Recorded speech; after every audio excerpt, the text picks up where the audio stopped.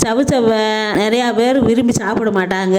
இந்த மாதிரி செஞ்சீங்கன்னா எல்லாரும் விரும்பி சாப்பிடுவாங்க. வாங்க எப்படி செய்யலாம்னு பார்க்கலாம். பாசி பருப்பை நல்லா வேக விட்டு எடுத்து வச்சுக்கணும். சவுச்சவை சின்ன சின்னதாக வெட்டி வச்சுக்கணும். சீரகம், சோம்பு, கசகசா, தேங்காய் சில்லு எல்லாத்தையும் போட்டு நல்லா அரைச்சிக்கணும். வடைச்சட்டியை வச்சு எண்ணெயை ஊற்றி கடுகு, கருவேப்பில்லை, வெங்காயம், சவுச்சவுக்காயை போட்டு நல்லா வதக்கணும். சவுச்சவுக்காய் தண்ணி விடும், அதனால வெங்காயத்து கூடயே போட்டு நல்லா வதக்கணும்.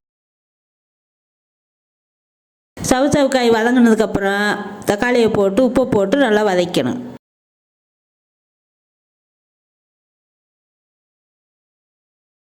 தக்காளி நல்லா வதங்குவேன். வீட்டு மசாலா பொடி, கரம் மசாலா, அரைச்சி வச்ச மசாலா தூக்கி ஊற்றி தண்ணியை ஊற்றி 5 நிமிஷம் நல்லா வேக விடணும்.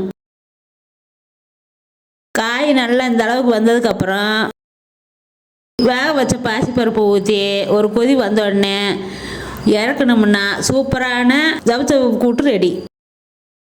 இதே மாதிரி நீங்களும் செஞ்சு பாருங்கள். பாட்டியம்மா செஞ்சது பிடிச்சிருந்தா சப்ஸ்கிரைப் பண்ணுங்கள்.